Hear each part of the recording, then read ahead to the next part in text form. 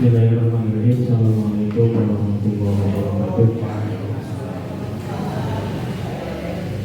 Alhamdulillahirrahmanirrahim. Wabillahi nasta'in wa ala alihi wassalatu wassalamu ala asyrofil anbiya'i wal mursalin wa ala alihi wa sahbihi ajma'in. Amma ba'du. Puji dan syukur kita sama-sama panjatkan kehadirat Allah Subhanahu wa taala. Kita hari ini sampai ke hari yang ke-10 di bulan Ramadan. Mudah-mudahan di hari ini kita bisa mendapatkan rahmat karena besok sudah masuk Ramadan.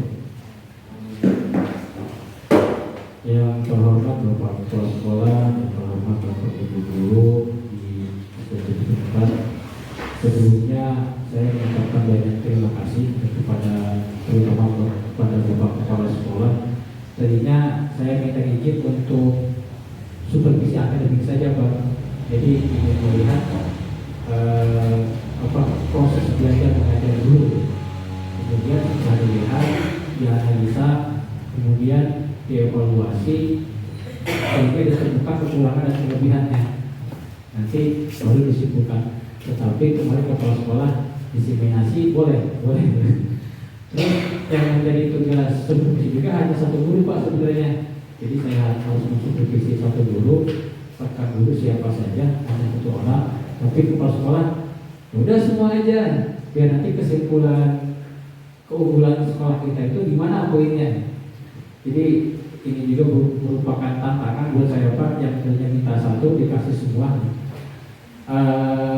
Berarti Bapak Ibu mohon maaf, bukan berarti saya mengajari atau bukan berarti saya lebih tahu. Yang pertama, tugas saya itu dalam satu tugas saya itu harus mensupervisi. Kalau sekarang diseminasi tidak masuk tugas, tapi karena mengisi waktu ya lumayan daripada kita pulang pagi-pagi kadang-kadang di rumah juga nggak makan. Jadi alangkah lebih baiknya 1 jam ini kita isi dengan materi pembelajaran akademik. Pembelajaran berdiferensiasi.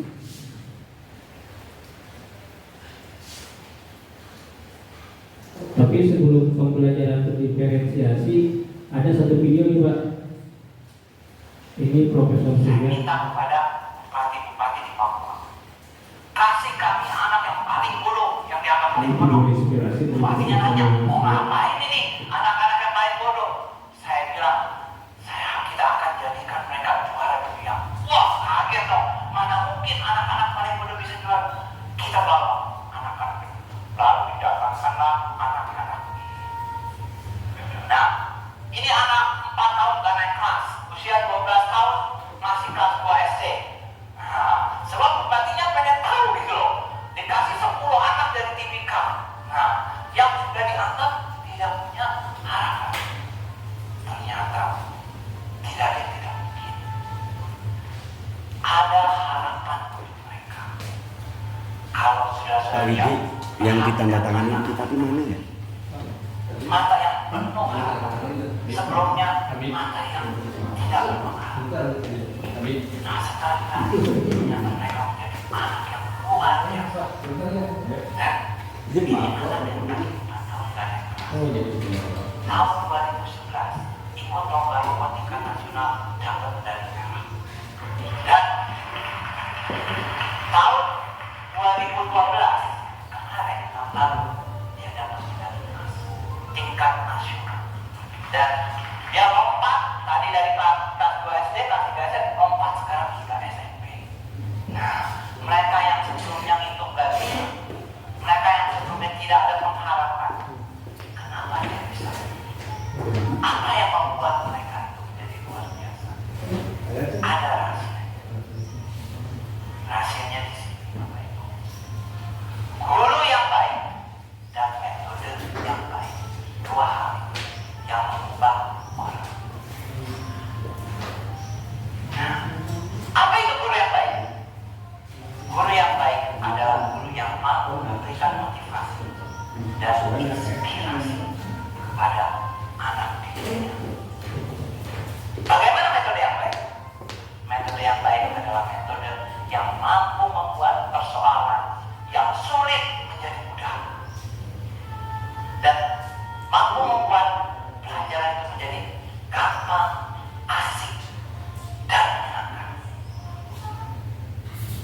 Iya, gitu Pak. Jadi video inspirasi ini yang sering dibagikan banyak orang gitu. Sebenarnya guru itu bukan pilihan ya, karena sekarang kita sudah terjun di sini, jadi guru itu adalah takdir Pak. Jadi kadang-kadang saya sendiri sebagai pribadi ketika ditakdirkan jadi guru, menyesalnya kedua. Jadi ketika awal jadi guru gajinya detik. Tapi sekarang meskipun gajinya segitu-gitu aja, ya beban itu dengan pengeluarannya. Tetapi ada hikmahnya Pak. Jadi hikmahnya itu bahwa saya itu bisa memberikan yang terbaik bagi anak-anak saya. Jadi kalau misalnya saya setiap pagi Pak Sarif, Pak Ustadz itu sering keluar di lapangan, itu bukan berarti mengganggu waktu belajar anak. Ya, waktu Bapak Ibu di kelas dengan anak bukan, tetapi yang lebih saya tekankan adalah saya ingin mencari anak-anak yang mau belajar. Jadi dengan datang ke sekolah saja itu menandakan anak itu mau belajar. Nah, ketika mau belajar, tanggung jawab orang tua itu kita ambil. Ya, ketika anak sudah datang ke sekolah, orang tua memberikan tanggung jawab kepada kita menitipkan anaknya. Jangan sampai kepercayaan orang tua itu berbuah kekecewaan. Ya, mungkin di rekan-rekan kita ada guru yang bolos. Kalau misalnya kita berkutat di wilayah itu saja, itu yang menjadi kasihan adalah putra putri kita. Ya, jadi dibiarkan juga jadi masalah dia. Ada rekan kita yang bolos, itu dibiarkan jadi masalah. Meskipun kita istilahnya kita ubah, itu tidak akan bisa. Tetapi yang bisa kita lakukan adalah tunjukkan yang terbaik dari kita. Ya, makanya untuk sekarang sebisa mungkin kita jadi guru mengambil peran masing-masing saja. Jadi istilahnya amankan diri masing-masing. Misalnya guru kelas 1 silahkan fokus dengan guru kelas 1-nya, guru kelas 2 fokus dengan guru kelas 2-nya, guru kelas 3 fokus dengan guru kelasnya. Tadi secara sekilas saja bisa kita evaluasi. Tadi ketika dicek kehadiran anak, itu sudah ketahuan anak mana yang paling banyak masuk. Berarti gurunya juga menunjukkan sering masuk. Itu contoh sederhana. Makanya ketika ada amanah dari orang tua, karena kita profesi sebagai guru, ya amanah itu harus kita tunaikan dengan baik. Meskipun kalau dihitung secara angka finansial ini jauh lebih. Kalau bisa kita bandingkan gaji guru saya aja misalnya P3K golongan 9 itu di bawah UMR Kota Bekasi. Bekasi aja 5 juta gitu. Sekarang gaji guru P3K hanya sekitar 2,9, apalagi guru honor. Jadi yang guru honor mohon bersabar, suatu saat pasti ketemu, pengabdiannya pasti ketemu. Ya, kita kembali ke materi. Jadi nyambung materi pembelajaran atau materi sebelumnya.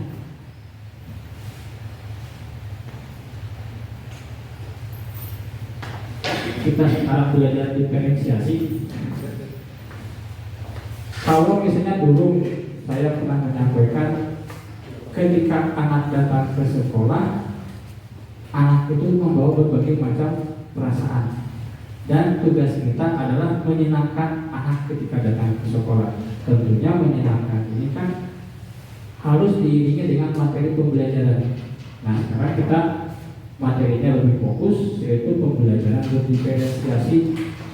Tentu di kelas Bapak Ibu menemukan 1, 2 atau sebagian besar anak dengan karakter yang berbeda-beda, dengan gaya belajar yang berbeda-beda.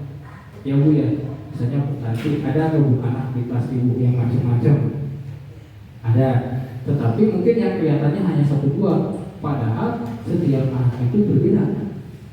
Mungkin ada yang masalah dengan keluarganya, ada yang masalah dengan gaya belajarnya, ada yang masalah dengan temannya, ada yang masalah dengan dia ingin belajar rajin, tapi kemampuannya pas-pasan itu juga jadi masalah. Nah, tugas kita sebagai guru ada melihat keunikan anak ini. melihat keanekaragaman karakter anak ini. Tetapi jangan sampai anak yang berdiferensiasi, anak yang berbeda ini tidak mendapatkan layanan pembelajaran dari kita. Nah, bagaimana kita mengidentifikasi anak-anak yang berdiferensiasi? Sebelumnya ada pertanyaan nggak mengenai diferensiasi? Ini berbeda dengan autis ya, berbeda dengan inklusif. Jadi boleh dikatakan 30 anak di kelas kita meskipun tidak ada yang autis itu pasti berbeda. Contoh misalnya ada anak yang senang mendengarkan ketika guru-gurunya menjelaskan. Ada anak yang lebih senang melihat gurunya menjelaskan. Dia tidak fokus kepada omongan guru, tapi fokusnya kepada gerak-gerik guru di depan. Ada nggak? Ada kan? Bahkan anak perempuan si bawah mulutnya gini, si bawah mah bajunya gini. Anak perempuan lebih berdiferensiasi. Nah, itu menunjukkan gaya belajar anak, gaya tangkap anak itu berbeda. Nah, bagaimana kita mengayomi anak-anak tersebut? Bahkan ada juga anak yang tidak yang fokusnya ke pendengaran kurang, ke penglihatan kurang. Tapi ketika, ke depan praktekkan ini, ke depan coba tirukan suara anjing, anak lebih semangat. Berarti kan itu gayanya berbeda juga. Nah, kita harus bisa melihat seperti itu.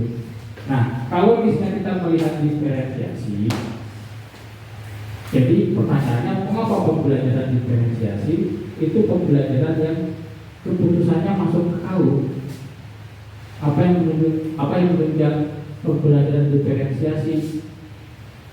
Jadi salah satu yang menunjang pembelajaran diferensiasi adalah lingkungan belajar yang mudah untuk belajar. Jadi ketika anak datang ke sekolah, ini lingkungan saya tempat saya belajar. Jadi lingkungannya yang nyaman, bukan hanya lingkungan fisik. Kalau secara fisik mungkin lingkungan kita kurang nyaman, belum dipagar, belum segala macam gitu. Ruang kelasnya jika kita bandingkan dengan sekolah lain, ruang kelas kita masih dikatakan sederhana. Tetapi kan kita bisa menghadirkan lingkungan non fisik yang membuat nyaman anak. Misalnya anak datang ke sekolah tidak dibully, anak datang ke sekolah tidak menjadi olok-olokan rekan-rekannya, anak datang ke sekolah membawa perasaan penuh siap belajar. Nah, ini lingkungan yang harus kita bangun. Kemudian yang selanjutnya manajemen kelas yang efektif. Jadi untuk melaksanakan pembelajaran berdiferensiasi, kita harus pintar-pintar mengatur putra-putri kita. Strateginya bagaimana? Itu kembali diserahkan kepada kita masing-masing. Misalnya, saya mengajar di kelas 4, mungkin strategi menenangkan anak dengan kelas 1 berbeda. Kalau di kelas 4, saya teriak, bisa berhenti. Tapi kalau di kelas 1, saya teriak, gurunya teriak, anak-anak malah takut, malah nangis. Atau di kelas 6, gurunya teriak, anak-anak malah nembalan. Kadang-kadang kayak, berarti strategi itu adalah bagaimana Bapak Ibu berpengalaman di kelasnya masing-masing. Ya, jadi pengalaman tetap bukan dulu yang paling berharga. Kemudian ada penilaian berkelanjutan. Jadi belajar itu mau tidak mau, suka tidak suka, kita harus punya nilai terhadap anak. Tapi nilainya harus terukur dan berkelanjutan. Jangan sampai begini, hari berasa nilai anak mah hanya guru nak. Betul. Saya juga sering nilai anak-anak saya lebih apa, duduk kelasnya masing-masing lebih apa. Tetapi harus berkelanjutan. Misalnya hari ini atau semester ini nilai anaknya sekian, semester depan kira-kira sekian. Jangan sampai di katrol. Artinya ketika mengambil nilai semester sekarang, kita mengambil nilai semester lalu ditambah 1 semua. Sebab kan kecepatan anak berbeda-beda kecepatan belajarnya. Iya, kita akui setiap anak ketika belajar pasti nambah kan nilainya. Tetapi yang banyak ada yang nambah 1 digit, ada yang nambah 2 digit, ada yang nambah 3 digit. Jadi kecepatannya berbeda-beda. Jadi bukan berarti kita menambah 1 angka semua di nilai anak itu adil.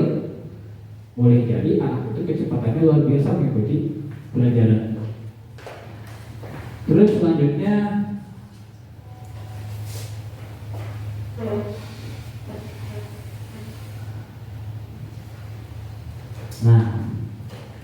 jadi pembelajaran berdiferensiasi itu adalah paradigma atau cara kita berpikir terhadap anak.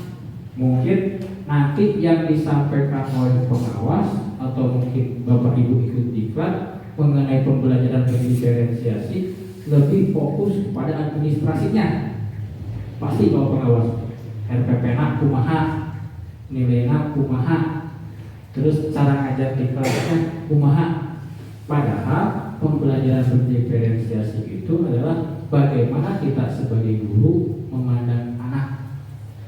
Mungkin kalau saya ngobrol dengan Pak Sarif, sering mencontohkan Pak Heri yang belum sudah dibudak.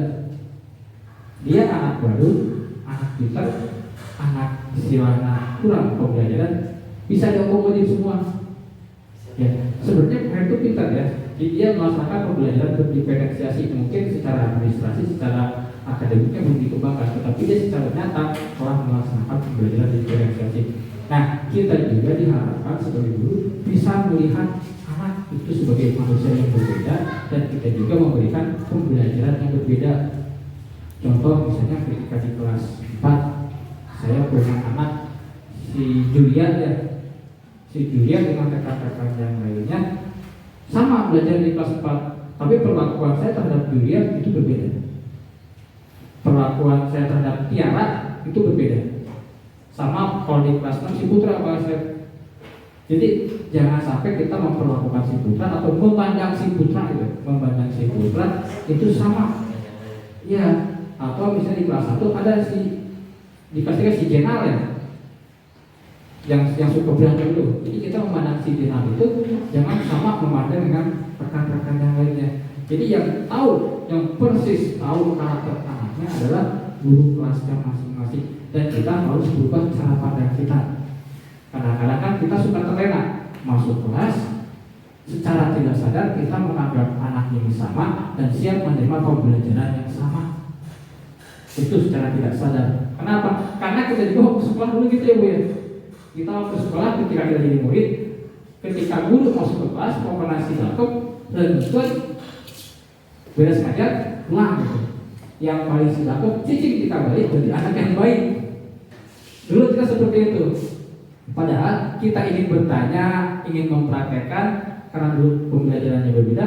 Murid yang nanya dianggapnya tuanu, murid yang aktif dianggapnya bandel. Ya, jadi kita harus merubah pemikiran seperti itu. Nah, selanjutnya,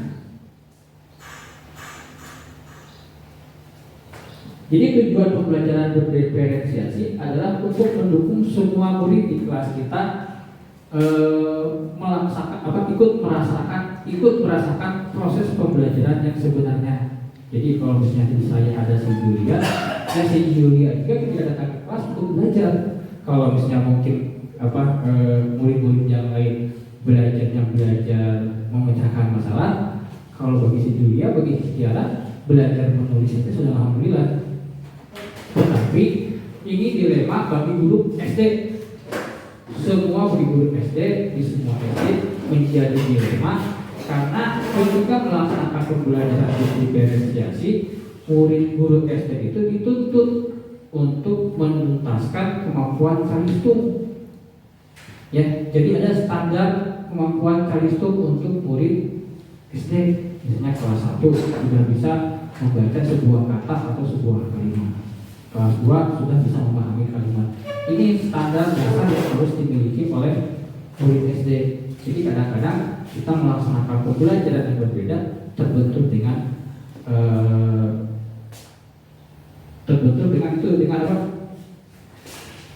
dengan tuntutan kurikulum. Ya, tetapi nanti kita jangan putus asa. Pokoknya kita harus bisa melaksanakan pembelajaran berdiferensiasi. Nah, untuk melaksanakan pembelajaran berdiferensiasi, kita harus mengetahui profil belajar anak. Jadi anak itu kan gaya belajarnya beda-beda ya. Ada yang auditori, jadi dia lebih senang, lebih fokus mendengarkan. Ada yang visual, dia lebih senang melihat. Ada yang kinestetik, dia lebih senang mempraktekkan. Contoh misalnya, mungkin bagi yang pernah jadi santri, ketika guru ngaji itu ceramah ya Bu ya. Saya ada pengajian juga sama guru dari maghrib sampai isya ceramah Pak kita, dari isya sampai jam 10 ceramah lagi gitu.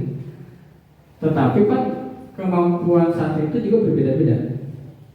Ya kadang-kadang kita lebih senang dengan melihat atau lebih senang dengan mempraktekkan.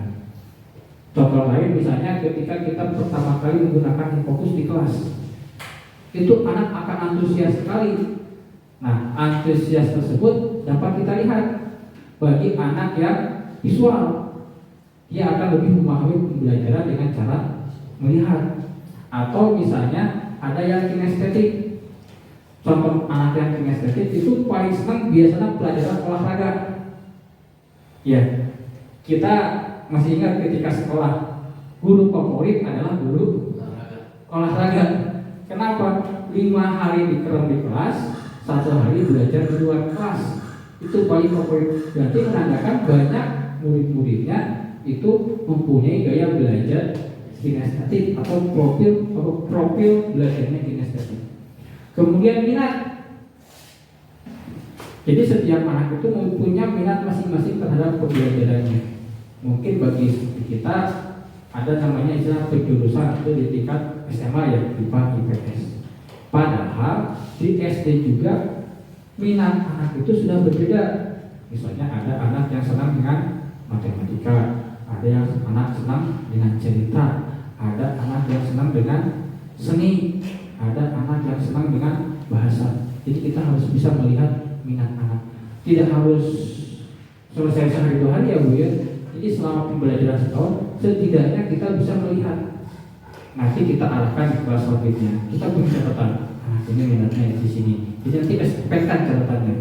Kemudian ada kesiapan belajar. Nah, ini kesiapan belajar berarti kita harus bisa mengkondisikan ruang kelas kita senyaman mungkin. Tetapi ini kembali kepada kreativitas guru masing-masing. Biasanya guru perempuan itu lebih kreatif daripada guru laki-laki mengenai kondisi ruang kelas. Kelas 1 kreatif dan seperti ini ruang kelas saya. Padahal kan itu tuh kasar gitu saya.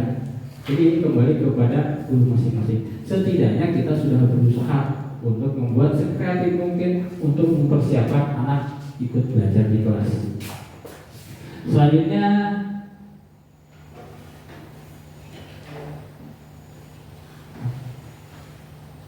nah ini. Oh ini udah ya. Untuk belajar murid.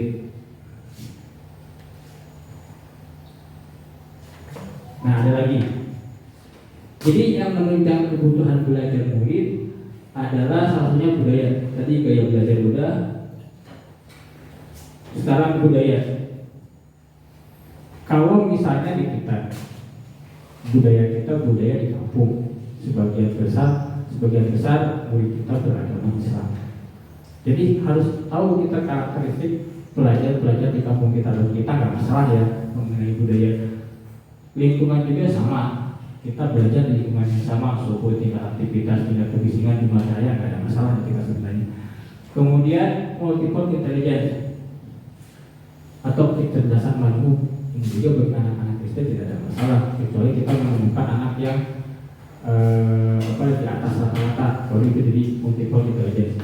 Kita lewat aja.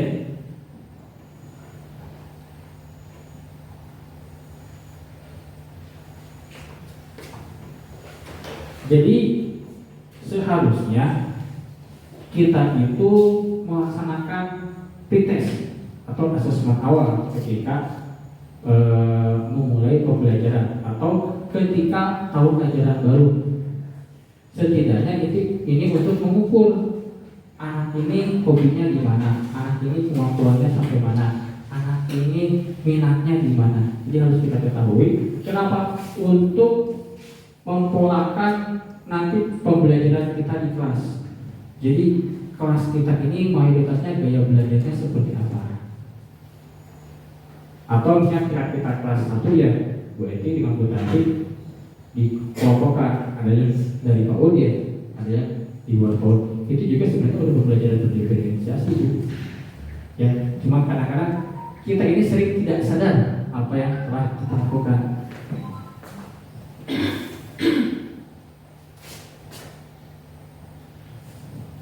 Nah, ini salah satu cara mengidentifikasi kebutuhan belajar murid. Jadi yang pertama mengamati perilaku murid. Mungkin kita sudah paham perilaku anak kita masing-masing. Nah, nanti kita buat catatan. Meskipun buat catatan, sebenarnya kita ingat perilaku anak masing-masing. Kemudian cara yang kedua mengidentifikasi pengetahuan awal dengan cara asesmen tadi. Kemudian yang ketiga menggunakan berbagai metode asesmen formatif. Kemudian yang keempat berbicara dengan guru sebelumnya. Ya, ini sering dilakukan, sering kita lihat kan biasanya sebelum pembagian tugas mengajar kita rapat awal tahun ya, mungkin ada beberapa anak yang menjadi titipan. Itu penting, jadi setidaknya kita tahu ketika kita melaksanakan pembelajaran di kelas, oh ini anak titipan nih, jadi harus mendapatkan perlakuan berbeda dari anak yang lainnya. Kemudian membaca rapor, kemudian mereview dan melakukan refleksi terhadap praktik pengajaran. Ini mungkin yang jarang kita lakukan. Kita mereview pembelajaran kita sendiri. Ya, setidaknya kalau dipikir dulu, kita diajarkan untuk merefleksi ya Bu ya. Setiap sesi pembelajaran diajarkan untuk merefleksi. Hal ini mudah, tapi jarang kita lakukan. Ya, padahal ini penting buat kemajuan pembelajaran putra putri kita. Nah, ada cara lain nggak untuk mengetahui karakter anak didik kita? Pak Asep ada nggak selain ini?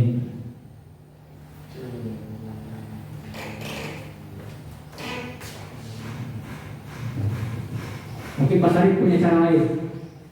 Jadi tidak harus terpaku seperti ini ya, kita mengetahui karakter putra putri kita. Jadi guru itu sebenarnya diberi kebebasan, yang penting seluruh anak itu terfasilitasi untuk belajar. Jadi jangan sampai anak yang berkebutuhan khusus, anak yang berdiferensiasi itu tidak terlayani. Dari latar belakang keluarga bisa mungkin ya? Bisa, ya. Itu bisa Bu. Yang jelas kalau kita kan latar belakang keluarga sangat mempengaruhi ya. Apalagi kan keluarganya bisa itu sangat mengganggu gitu. Jadi anak itu seolah-olah mencari kasih sayang, mencari perhatian di sekolah itu bisa nih. Jadi tidak harus terpaku ya, nanti ketika buat RPP, buat administrasi dan lain-lain kan kita jangan terpaku dengan administrasi yang baku sebenarnya. Terus selanjutnya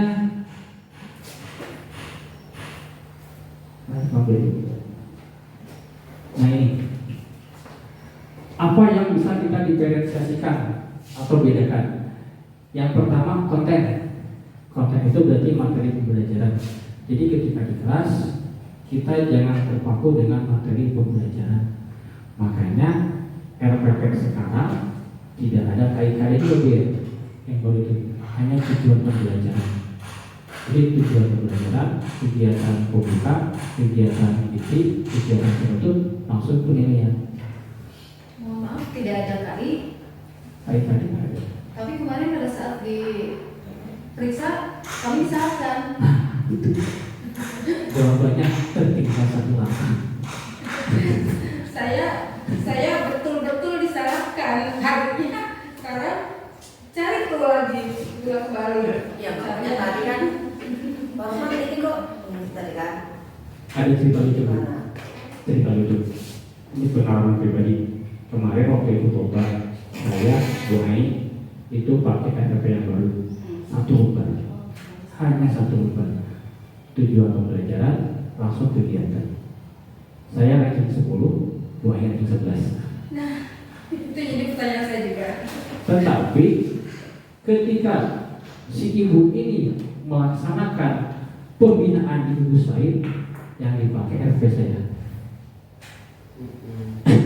Cipelan cerita saya. Punya pengalaman di gini dijadikan contoh. Pasal. Apalagi pengalaman RPP-nya teridentifikasi copy paste. Nah, saya buat sendiri. Ya nggak masalah. Tetapi nanti mudah-mudahan pengawasnya mulai paham. Jadi nanti kita setidaknya ketika disalahkan kita bisa menjelaskan itu aja. Yang jelas kayaknya sekarang mulai bergeser, mulai digunakan RPP 1 lembar. Jadi hanya menggunakan tujuan pembelajaran langsung ke kegiatan. Ya, mungkin kalau bisa mencantumkan apa ini ya, kalau dulu ada guru penggerak gitu, kemudian juga ada kepala sekolah penggerak gitu. Kemudian ada sekolah penggerak gitu. Mungkin beliau itu bukan sebagai pengawas penggerak, makanya ini berbeda gitu. Jadi jika saatnya bagus sih, kita itu sudah masuk dua versi, di mana yang lama masih kita pakai, tapi yang baru itu harusnya dihargai, tidak ditolak begitu saja. Itu seperti itu harusnya. Iya betul Mas Ari. Jadi kan harusnya yang namanya penggerak ini bercicak dari mulai guru, kepala sekolah, kelas. Jadi karena di kita nggak ada sekolah penggerak, nggak ada kepala sekolah penggerak, nggak ada pengawas penggerak, baru hanya sebatas guru. Enggak, Pak Roman sebentar. Tadi kan cuma ada dua ya, tujuan belajar sama kegiatan. Ya. Tapi setelah kegiatan ada kegiatan awal sama inti. Ada biasa, itu biasa. Ya. Jadi kalau mungkin Pak Sarif ke RPP dulu ya, TIU ya. Iya. Jadi lebih sederhana. TIU 3. Mungkin yang kan dulu itu zaman kita dulu waktu belajar itu simpel banget gitu ya. Simpel banget. Tapi mungkin Pak Roman mungkin ya kalau mendengarkan ini gitu, justru kita kembali lagi introspeksi diri, bukan banyak lagi kekurangan, justru saya merasa pribadi saya itu masih jauh gitu. Kenapa? Karena kita itu dituntut tadi ya, harus memantau di mana anak itu sebagai pembelajar kinestetik, kemudian sebagai ini dan sebagai itu ya. Kita itu kadang-kadang kita paham, misalkan sudah baca, tapi kadang-kadang kita suka dengar rekan, oh budak teh sama gitunya, wah kamu ngesesek. Justru padahal kalau kita lihat anak itu adalah pembelajar kinestetik ketika menjas, wah itu mah budak tuh memang ngesek, padahal kita belum coba, padahal kemampuan kita ini yang memang saya sendiri gitu. Sampai-sampai saya malu waktu itu keceplosan ngobrol sama istri gitu ya, ngobrol sama istri, ternyata pengetahuan istri tentang anak itu dia itu mungkin karena sering buka media dan memang terbaru kurikulum dan lain sebagainya, sampai saya malu, saya punya murid ini di kelas tuh gini terus, aduh repot. Itu bagus anak itu, kok disebut bagus, cuman kita aja yang harusnya itu anak itu adalah sebagai pembelajar ini harus berapanya begini ya juga ya. Kitanya aja yang memang bukan tidak mau berkembang ya, kitanya sendirinya dinyakin yang lain gitu. Jadi malu kalau saya disebut guru profesional sertifikasi tapi masih seperti itu sebetulnya. Jadi ini hanya introspeksi diri saja. Yang mudah-mudahan saya bisa berubah. Yang penting punya keinginan bisa berubahnya banyak. Itu kalau itu hanya pengalaman itu saja. Betul Mas Ari. Jadi banyak istilahnya sekarang catatan ya, guru-guru PAUD itu lebih kualitas daripada guru SD. Sekarang banyak catatan seperti itu. Kenapa? Guru PAUD bisa melihat anak-anak. Ada beberapa faktor memang sih yang menguntungkan bagi fungsi guru PAUD. Satu, muridnya nggak banyak, ya kan? Terus karakter anaknya masih polos. Yang ketiga, ada orang tua mendampingi.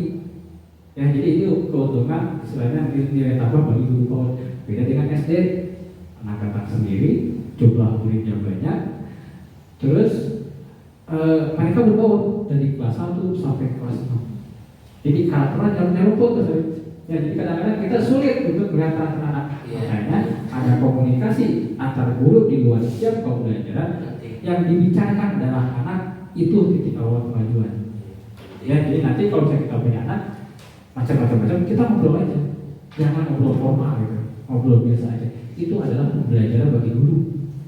Ya, solusinya bukan solusi dari luar, tapi solusi dari kita, karena ini masalah kita. Anak di kita itu berbeda dengan anak di sekolah lain. Guru lain atau pengawas tidak bisa menyelesaikan masalah kita. Ya, ini catatan buat kita. Nanti kalau ada anak macam-macam, ya kita ngobrol aja, sharing depan teman. Terus mengenai konten ya, tadi kan ada anak kinestetik, ada auditori, ada yang visual ya. Setidaknya kita bisa menyajikan materi yang berbeda, bentuk materi yang berbeda. Misalnya kalau buku paket semua dapat nih. Idealnya emang setiap kelas ada yang fokus untuk memfasilitasi anak yang visual, atau setiap pembelajaran kita meminta anak untuk mempraktekannya di depan atau mempraktekannya di bangkunya masing-masing. Idealnya seperti itu. Mungkin kalau dilaksanakan setiap hari, mari kota bagi kita iraha atau yang lain, setidaknya kita pernah melaksanakannya, pernah mencobanya dalam setahun atau satu semester. Kita melaksanakan sekali atau dua kali harus itu untuk mengetahui, untuk apa? Untuk mengevaluasi diri kita. Ngajarnya sudah sejauh mana, ada perkembangan nggak dari tahun ke tahun. Terus yang kedua, proses. Ini proses pembelajarannya. Jadi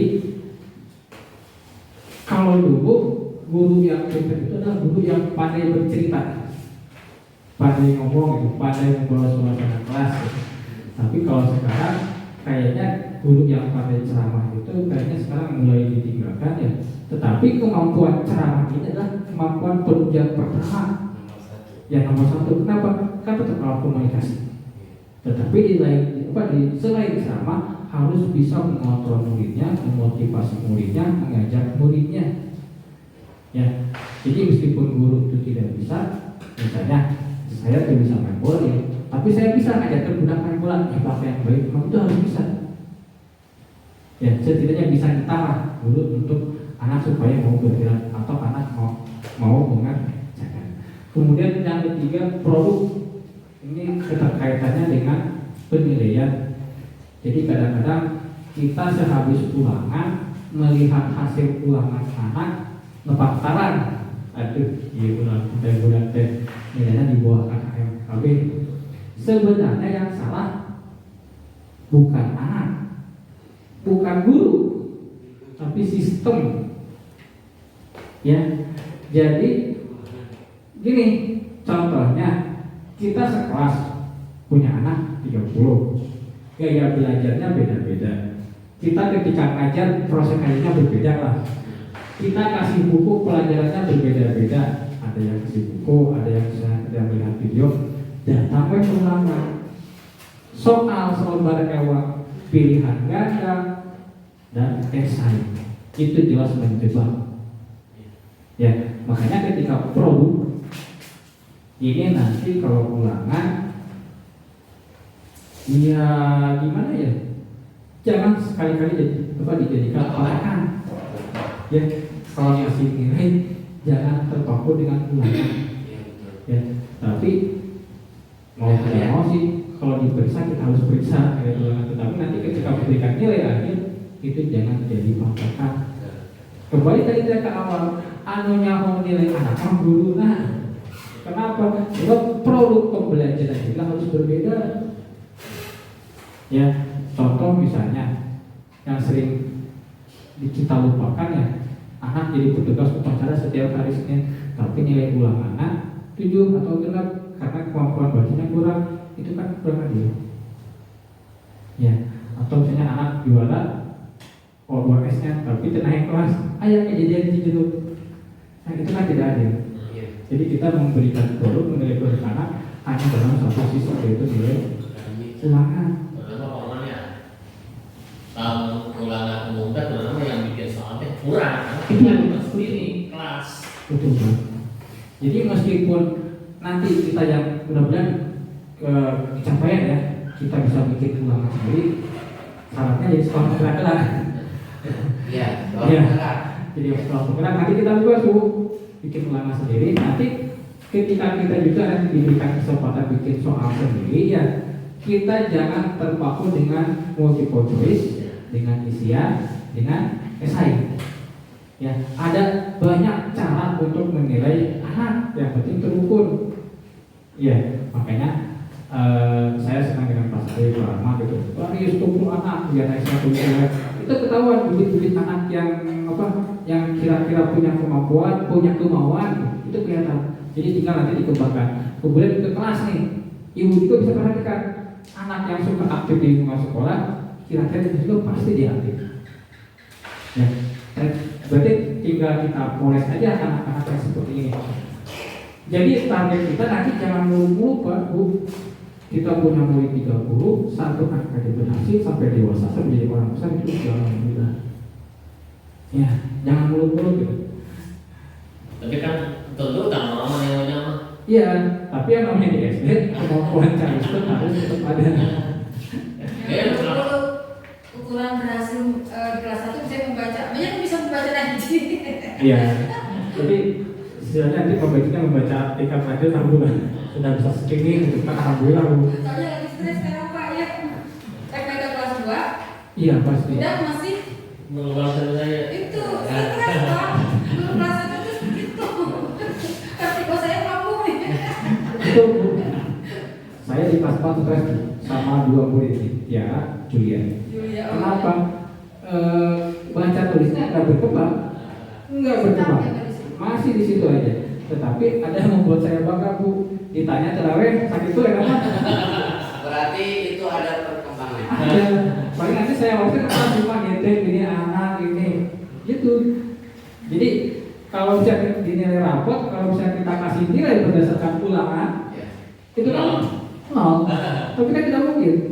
Anak setiap hari hadir. Alhamdulillah ditanya terawih sakit tuh. Kalau Juju itu sekarang sudah kelas 4 ya. Kelas 4. Saya ingat di kelas 1 itu target saya itu dia ketika ditanya nemalan. Bisa Oh ternyata bisa. Ternyata ada suaranya gitu. Itu target saya bisa ngomong gitu. Itu target saya. Ternyata anak itu sekarang sudah kelas 4 udah karasan. Nah sekarang pas saya perkembangan Julia ini, saya kan datang. Dia di kelasnya apa tadi lah kesalahan dia lah. Itu kan luar biasa. Putra kayaknya ada warna Itu ya. kan ada kan. Kadang-kadang kalau ketinggalan cepat sana sudah mau pen. Nah, Kalau ketinggalan nulis. Ada masalah. Tapi kalau membuat standar KKM Pak Ramani, kalau kebanyakan yang begitu rugi juga sih. Jadi soalnya standar KKM yang kita biasa kita buat dulu itu dengan kriteria ini dari segi guru dan lain sebagainya gitu. Kalau itu sih memang nggak ngangkat deh gitu. ya mudah-mudahan nanti nggak ada KKM. Nah itu. KKM ada. Yang jelas di kurikulum Merdeka saya belum ketemu gitu membahas KKM Bu. Iya nggak ada KKM. Nggak ada. Pak. Mudah-mudahan nggak ada gitu. Belum ketemu sampai sekarang. Penilaian anak di kurikulum Merdeka apakah masih menggunakan angka atau KKM? Yang jelas belum ketemu saya mengenai KKM di kurikulum Merdeka. Mudah-mudahan ada. Yang Jadi kita bisa kasih normal. Karena orang satu kecamatan, ada satu kecamatan lah, ada satu gugus saja. Batasan-batasan pembelajaran itu kan beda-beda ya soal. Iya. Tapi pas begitu datang, soal yang lain. Iya. Yang lain. Dia sana dia nanti. Kadang-kadang pas begitu ninggalin dia di internet, ini bakal lewat internet semua. Gitu. Jadi kalau begitu saya ingat sama guru saya sendiri itu Bu Eli ya. Dulu itu Bu Eli. Ingat waktu itu mungkin kalau udah dibilang kota, ibu mah hebat. Ketika ulangannya belum beres, ibu sudah punya nilai raport. Mungkin sepintas begitu. Tapi ternyata sekarang itu betul saya juga itu. Saya begitu sekarang. Anak belum ulangannya belum diperiksa, rankingnya sudah ada. Itu tapi kalau lihat dengar dari memang paparan misalkan Pak Roman dan kita ketahui semuanya. Tidak salah sama sekali. Tidak salah. Tidak salah sama sekali. Justru kalau kita patokannya ke soal ulangan itu yang kayaknya terjebak gitu. Ya, Terjebak. lo meninggalkan ini mah. Iya. Jadi guru anu sama untuk ngajar. Ya, satu itu nggak ada. Berarti dia bahwa benar ulangan kita laksanakan sebagai referensi, jam nilai ulama kita bikin soal sendiri. Betul. Makanya kan di aplikasi rapot dari tahun ke tahunnya. Sebenarnya saya membuat formulasi buat di aplikasi rapot itu ada formula mengenai persentase nilai ulangan dengan nilai harian. Makanya kan ketika di Excel ya banyak PH. Sebenarnya yang ngaruh itu PH Pak. Jadi saya PH bikin 2/3, sepertiganya baru nilai harian. Makanya kalau misalnya ngisi nilai itu yang benar, berarti nanti anak itu berbeda hasilnya. Pasti yang nilai PH-nya benar, apa nilai hariannya bagus, itu pasti anak nilai hariannya bagus. Ya itu formulasi rapot yang rapot kalau bagi broker ada di situ. Ya, tapi kadang-kadang kita kembali lagi ada KKM. Itu yang berubah. Nah, mengenai soal tadi Pak Asep, sekarang kan saya juga ikut tim pembuat soal ya. Jadi yang membuat soal untuk semester akhir, berarti akhir semester ya, bukan tengah semester, itu kecamatan. Jadi orang-orang guru yang ditunjuk guru pengawas dan K3S. Nah untuk nanti akhir semester juga yang buat soal adalah Cijeruk. Tapi yang kemarin buat soal adalah setengah kiriman. Makanya kemarin soal kita sempat bahas sehingga kelas 3 tidak nyambung dan kelas-kelas lain juga ada banyak yang tidak nyambung ya. Mudah-mudahan nanti yang akhir semester itu sedikit nyambung. Sedikit nyambung. Kenapa? Kan setiap sekolah itu berbeda.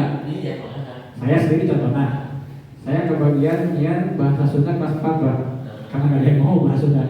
Kan saya melihat membuat soal itu berdasarkan karakter anak di sini. Saya lihat KIKD, lihat materi pembelajarannya, lihat buku temanya, barulah buat soal. Berarti yang membuat soal matematika kan guru sekolah lain. Dia juga pasti sama melihatnya seperti itu.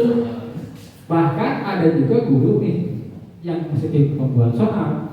Ketika membuat soal itu kan mencari referensi di internet, copy paste, satu soal dua soal di copy, satu soal di copy. Ya. Nah, itu kan makanan Ini proses pisang. ya, jadi ya, masing-masing. Jadi nanti bisa dilihat nanti soal produk soal yang nanti keluar nih ketika akhir semester itu asli buatan dulu bisa kita bandingkan dengan soal sebelumnya masih mending yang mana. Harusnya soal itu kembalikan ke sekolah. Ya, jadi kita punya apa karakter anak, karakter pembelajarannya, kemajuan pembelajarannya, sehingga kita juga bisa mengevaluasi produk pembelajarannya dengan adil bagi anak.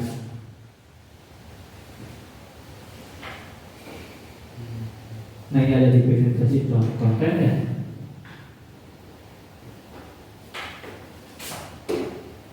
Nah contoh caranya tadi udah, jadi memberikan materialnya dalam buku, video, audio, poster, terus memberikan teks bacaan dengan tanggal tingkat kesulitan, terus menyanyikan materi dengan memecah menjadi bagian-bagian kecil, terus membuat kosakata kunci dan definisinya. Jadi kesimpulan akhirnya, kalau diferensiasi konten itu kita menyederhanakan materi yang ada di buku. Ya, kita punya buku sumber, buku jelas. Kita sederhanakan saja, sampaikan ke anak. Kalau yang dibuka untuk satu pembelajaran sampai 10 halaman, 12 halaman ya, kita baca aja, sederhanakan, sampaikan ke anak. Jadi tujuan pembelajaran yang itu nggak usah banyak-banyak, 2 saja sudah cukup. Anak bisa anak mampu atau mau buat 3 bagus. Kalau buat 3 berarti nanti kita mengkelompokkan anak menjadi 3 kelompok. Mahir, sedang, butuh bimbingan. Nanti tujuan pembelajaran juga kita buat 3 aja. Yang mahir bisa apa, yang sedang bisa apa, yang butuh bimbingan bisa apa, gitu aja sebenarnya sederhana. Ya, jadi selain menyederhanakan materi pembelajaran, kita juga bisa menyederhanakan administrasi sebenarnya biar tidak menjadi beban bagi guru. Tapi mudah-mudahan nanti pengawas ikut. Jadi kadang-kadang ya harap maklum lah, harap maklum. Nah ini diferensiasi proses. Jadi kalau di panduan ini untuk mendiferensiasi proses, salah satunya kita mengelompokkan anak Bu. Jadi ya ini kelompok duduk sebelah sini anak yang butuh bimbingan, kelompok sebelah sini yang biasa aja, kelompok ke sini sudah mahir. Itu contoh diferensiasi proses. Kan sebenarnya di kelas juga anak itu sudah bisa mengelompokkan dirinya masing-masing ya kan. Contoh yang pintar pasti dengan yang pintar lagi duduknya, yang kedul dengan yang kedul lagi. Berarti secara tidak langsung mereka sudah mendiferensiasikan sendiri bagaimana kita mengelolanya saja. Nah nanti kalau ditanya soal pengawas, apa itu diferensiasi, sudah saya laksanakan. Pengelompokan berdasarkan kemampuan anak untuk tempat duduknya itu aja. Jadi sebenarnya pembelajaran berdiferensiasi itu sudah sering kita laksanakan, namun kita tidak tahu. Dan ketika ditanya kadang-kadang kita tidak bisa menjawab. Sebenarnya jawabannya ada di hadapan kita. Tidak tahu bahasanya. Tidak tahu bahasa. dan kadang-kadang kita tidak mengevaluasi kalau diferensiasi produk. Nah, ini contohnya saja Pak. Misalnya murid yang memerlukan bimbingan hanya menjawab pertanyaan mengenai konten. Contoh misalnya, siapakah pahlawan di Kota Bogor? Itu kan pertanyaannya tingkat 1 ya, berarti ini untuk anak yang butuh bimbingan. Terus anak yang cukup mahir sudah bisa menjelaskan penyelesaian masalah sederhana, berarti soalnya soal esai. Terus anak yang mahir, sangat mahir, sudah bisa membuat inovasi atau menelaah masalah, berarti sudah bisa memecahkan masalah. Contohnya, kenapa ada angin? Itu kan sudah bisa pengalisan. Angin itu terjadi kenapa ya? Nah itu, jadi untuk melaksanakan penilaian mengenai diferensiasi produk, kita membuat soal yang berbeda. Ya. Sebenarnya di ulangan juga soal itu sudah berbeda, tetapi berlakunya untuk semua, iya kan? Kalau misalnya di ulangan kan ada C1, C2, C3 ya.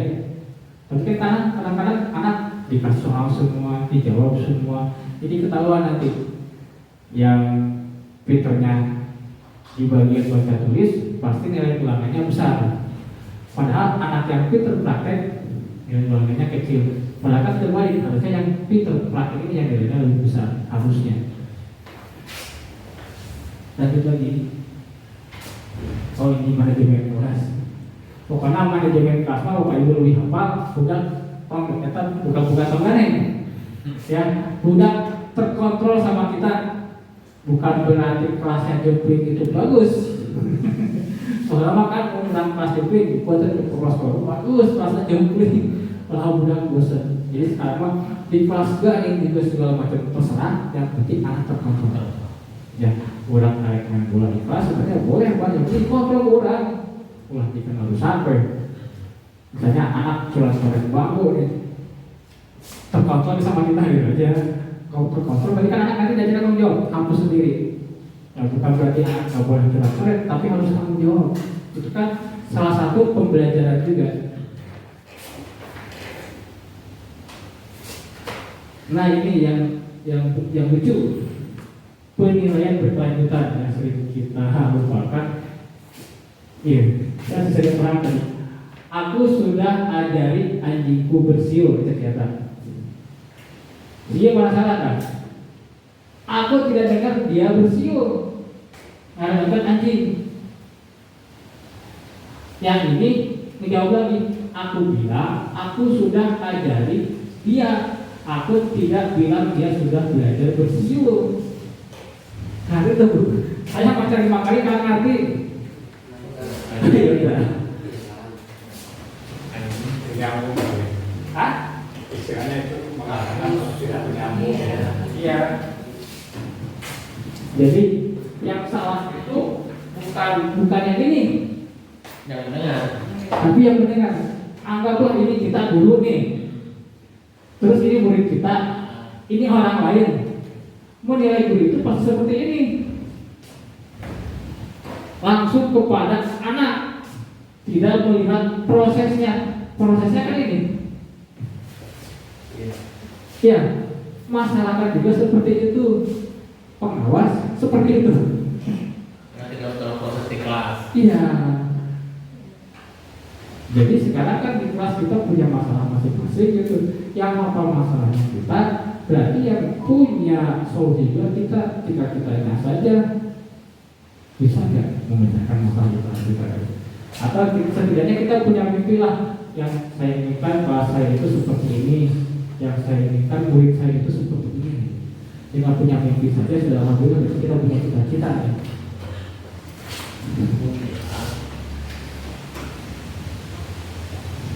Ini boleh di-share sama dulu.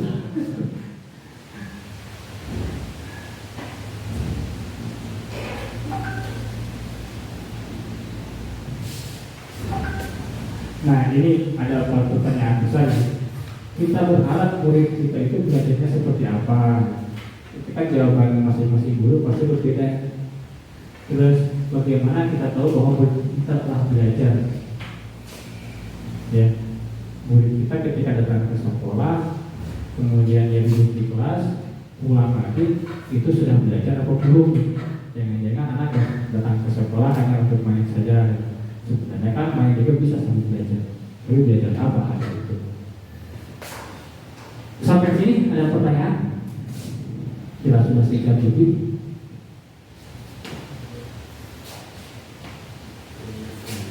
Ya, ada kata-kata.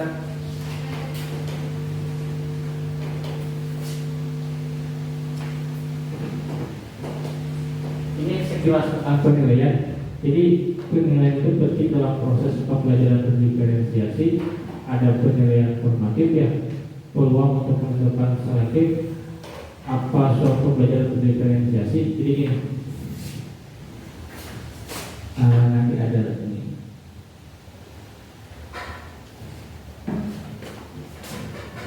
Nah ini asesmen dan pembelajaran berdiferensiasi. Jadi berakar pada asesmen, artinya informasi awal ya. Jadi pembelajaran berdiferensiasi itu kita bisa laksanakan setelah kita mendapatkan informasi awal mengenai putra putri kita. Jadi kalau misalnya sebelum tahun ajaran baru, setidaknya kita sudah hafal mulai melakukan karakter anak didik kita seperti apa. Nanti ketika selanjutnya melaksanakan pembelajaran, setidaknya kita bisa memberikan bisa melaksanakan pembelajaran diferensiasi 1 atau 2 kali malah dalam satu semester. Syukur-syukur dalam 1 bulan kita bisa melaksanakan pembelajaran diferensiasi. Nah ini kesimpulannya. Jadi diferensiasi itu tidak berarti bahwa setiap guru harus memenuhi semua kebutuhan murid dalam setiap pembelajaran, dalam setiap waktu. Jadi hanya diharapkan menggunakan berbagai pendekatan belajar. Ya, jadi pembelajaran berdiferensiasi itu kita bisa menggunakan berbagai pendekatan dan gaya belajar dan serta penilaian yang berbeda terhadap anak. Jadi intinya anak itu jangan dianggap bersama. Ya, kita memberikan nilai. Ya serba salah sih mengenai nilai, jadi kita serba salah. Kenapa? Terpaku ke angka nilai itu Pak. Ya terpaku ke angka, terpaku ke kolom, terpaku ke angka, terpaku ke kolom, terpaku ke KKM. Mata pelajaran itu maksudnya sebenarnya mata pelajaran itu apa ya? Akhirnya dia misalnya anak dapat nilai matematika jelek, langsung kan diponis tidak lulus UN. Itu kan salah. Ya mungkin dia bisa di bidang sosialnya yang lain, itu tetap harus kita luruskan. Ya makanya kan sekarang ada istilah tidak tinggal kelas dan tidak lulus, makanya harus luruskan, harus naik kelas. Ada pertanyaan? Ini sudah selesai kayaknya.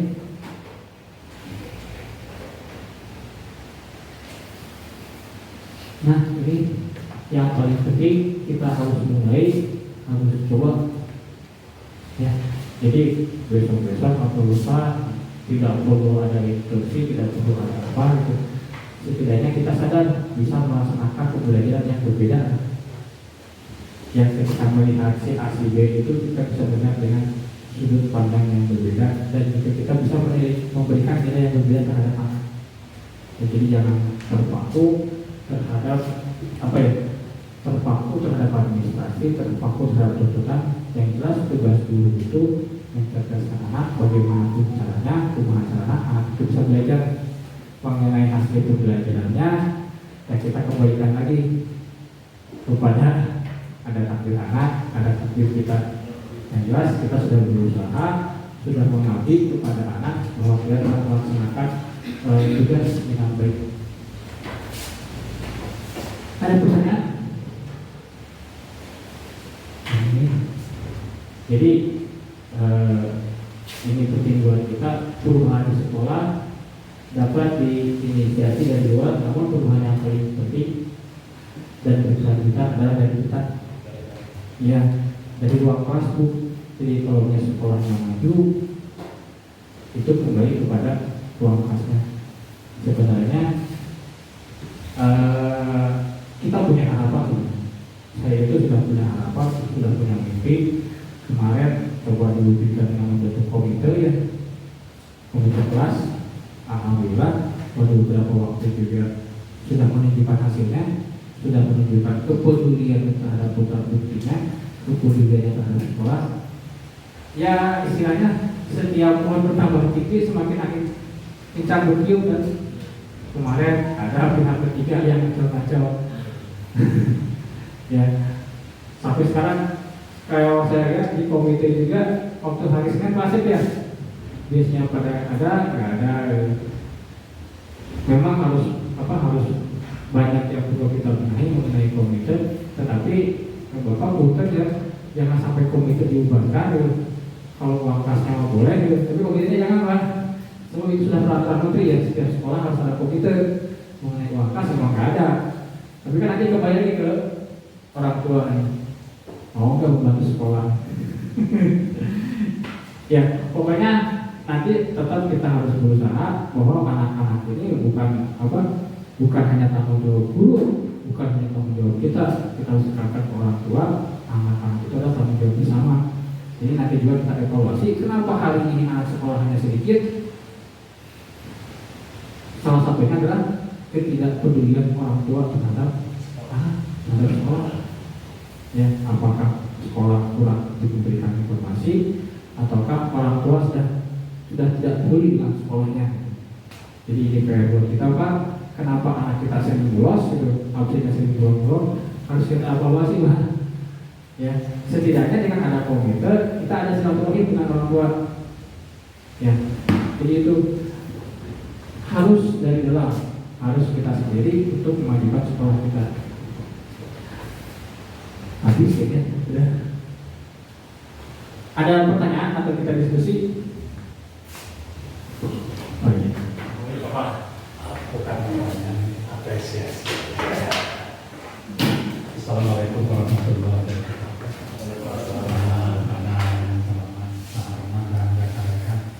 Alhamdulillah hari ini kita sudah melaksanakan webinar. Kita bertemu ilmu yaitu tentang pembelajaran berefisiensi atau pembelajaran yang proporsional.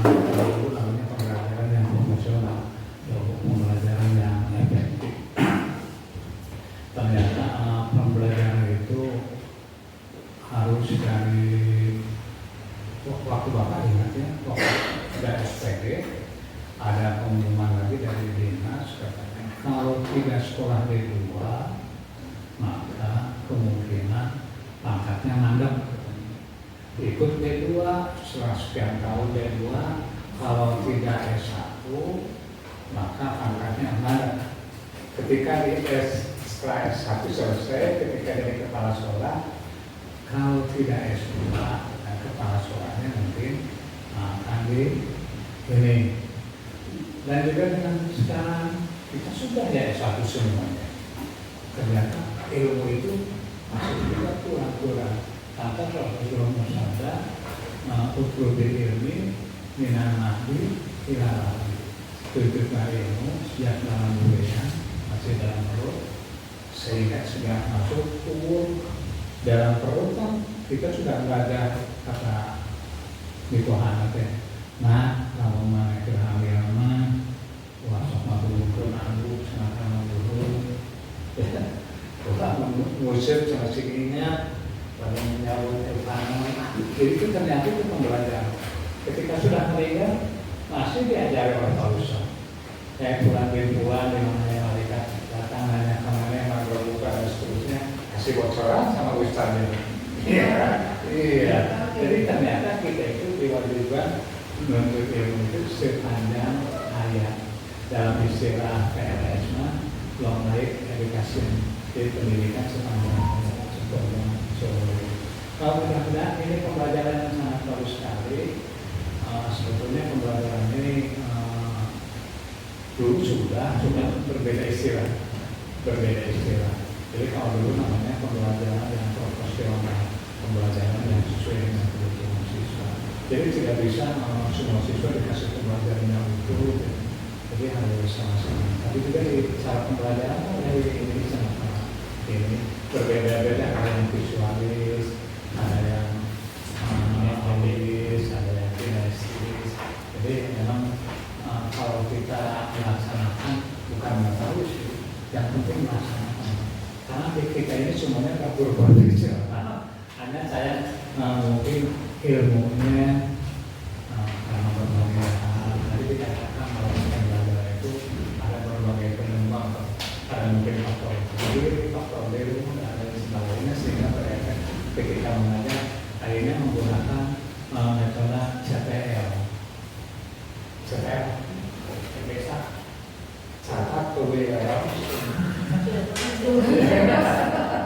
Jadi metode tulisan, CTL, catat tulis. Anak-anak sekarang halaman berapa gitu aja. Nah ternyata bapak mau ke kantor dulu, belum oh ahli gitu. Kalau sekarang sudah tidak lagi kelas 1 soalnya. Itu namanya metode CTL. Terima kasih kepada Pak Rahman. Dan untuk selanjutnya nanti Bu ada ini kunjungan kelas. Ini maksudnya untuk melihat sederhana pelaksanaan sini. Jadi kita jangan lakukan seperti ini sama bukan supervisi kan Bu. Alhamdulillah. Makanya istilahnya juga saya pakai bukan supervisi. Kalau supervisi mencari kesalahan ya. Kalau visi apa tuh bahasa Inggris ya. Hanya untuk mengajar sejauh mana ini. Ya Pak, tapi ada kan harus yang harus diisi ya.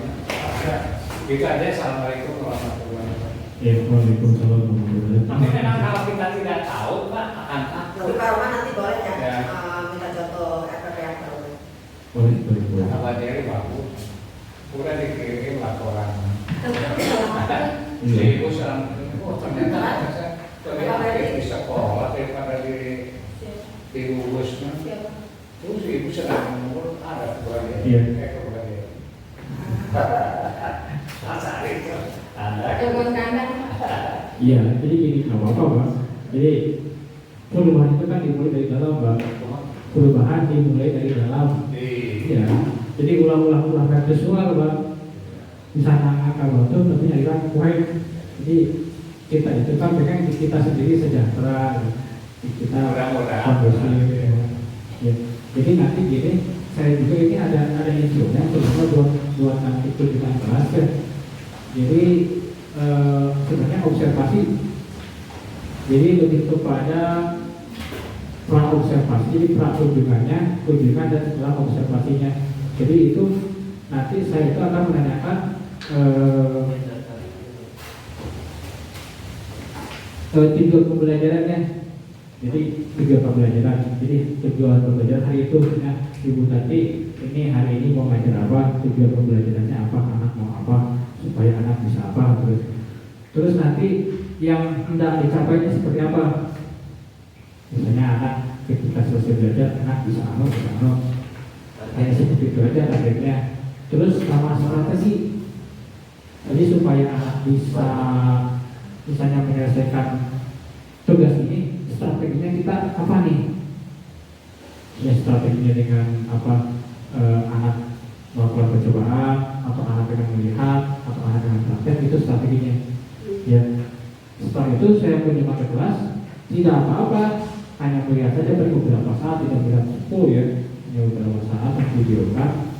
Terus nanti kita ngobrol lagi setelah selesai pembelajaran. Ngobrolnya tentang refleksi selama proses pembelajaran nih.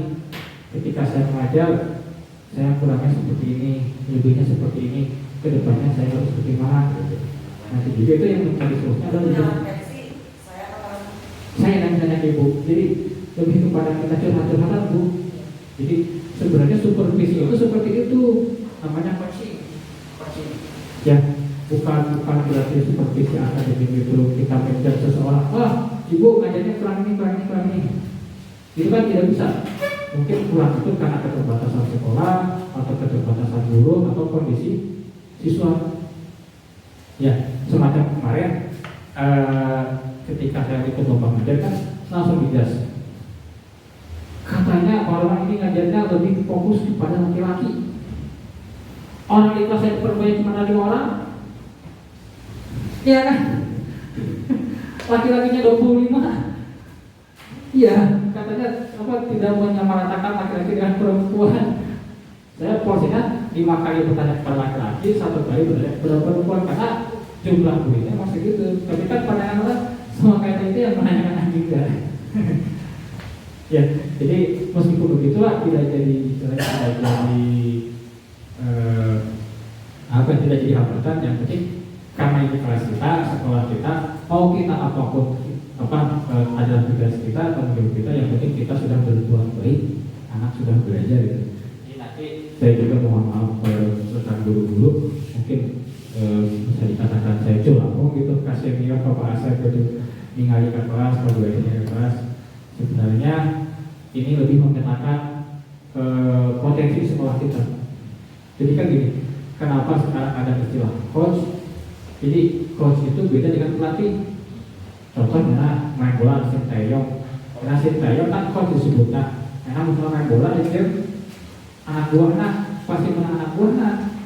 Tapi kan karena Sinteyong punya kemampuan memanage, makanya dia yang dijadikan kepercayaan untuk membawahi pemain bolanya.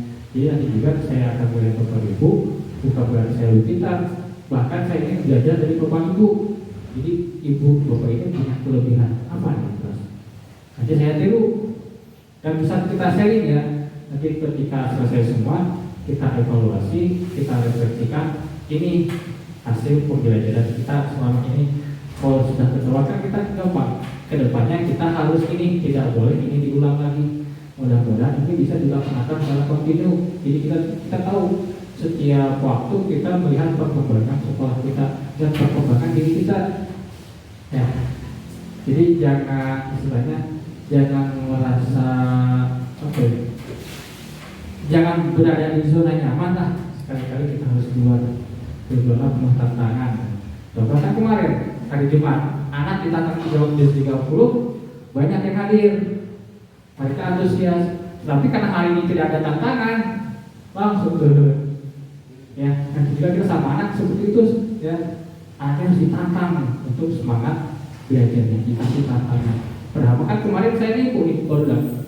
Ya hari Jumat kan mulai jam 9. Saya janji jam 9 beres. Iya beres. Harus langsung pulang karena perhitungan saya satu jam itu lebih dari 1 jam, tidak langsung pulang. Ya, jadi hanya bahasa kita aja. Ada lagi yang kita diskusikan. Kalau ini ikut. Ada Pak? Kalau nggak ada, dasar kelebihan asli ya Mas. Ini untuk meningkatkan materi yang masih kemarin di atas. Untuk sampai itu jadi nggak? Untuk Senin kan katanya mau perjuangan. iya, jadi betul ya. Di lapangan jangan terlalu lama. Iya. Jadi kalau terlalu lama di lapangan pasti kan. iya. Jadi karena kemarin itu kebetulan hari Jumat hari Sabtu Pak, jadi saya minta izinnya lama. Kan kemarin itu seperti biasa kita hanya sholat duha masuk lagi. Enggak, maksudnya kan nanti ada kunjungan kelas itu artinya kan tiap guru ya. Iya. Misalnya masuk Senin. Iya. Berarti masuk kelas dulu ya. Iya. Iya. Jadi sholat duhanya tidak lama-lama, hanya sholat duha aja. Jadi kebiasaan karena bulan Ramadan, kalau kita lihat hari ini juga kan pembelajaran budi pekerti ya hari ini selama 3 minggu di bulan Ramadan. Jadi kita manfaatkan untuk sholat duha setiap hari. Ya, jadi tidak ada istilahnya apa ya, sangat pondok-pondok lagi Pak. Jadi selama 3 minggu itu full kegiatan budi pekerti dan belajar seperti biasa. Ya. Bapak mundur karena hari Senin kalau digunakan praktek agama, kan udah pakai pakaian bukan pakai kepala.